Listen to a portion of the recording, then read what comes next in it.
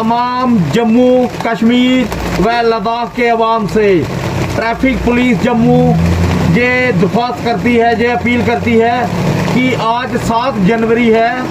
आज जो दरमियाना गाड़ी थी, जितनी भी गाड़ियां थी दरमियाना, कोशिश की गई है उनको निकालने की, मगर मौसम के बिगड़ने के कारण, दोबारा बारिश हो जाने के कारण ट्रैफिक को बंद कर दिया गया है।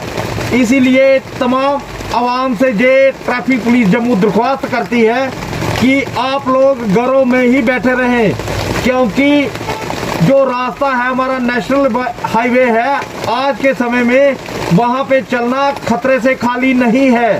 जैसे ही मौसम क्लियर होगा, रास्ता क्लियर होगा, आप सबको अलाउ किया जाएगा जाने के लिए।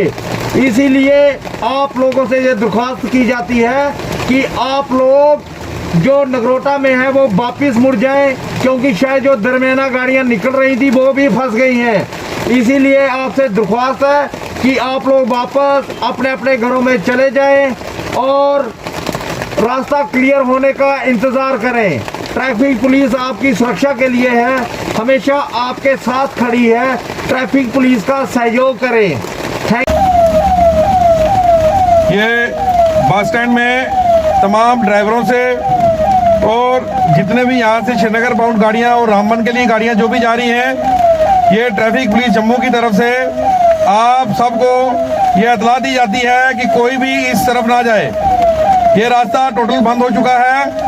ये आप दोबारा सुन लें, ट्रैफिक पुलिस जम्मू की तरफ से आप सब लोगों को ये इतला दी जाती है, जो गाड़ियाँ रामबन और श्रीनगर के लिए जाना चाहती हैं वो कृपया करके कोई भी गाड़ी यहाँ से ना जाए, आगे रास्ता टोटल ब्लॉक है। तो ये मैं दोबारा आपसे रिक्वेस्ट कर दूं कि श्रीनगर के लिए और रामबन के लिए जो भी गाड़ियाँ यहाँ से जाना चाहती हैं, ये रास्ता बंद हो चुका है, तो कृपया करके सेफ रहें, जम्मू में ही रहें और अपने घरों में रहें।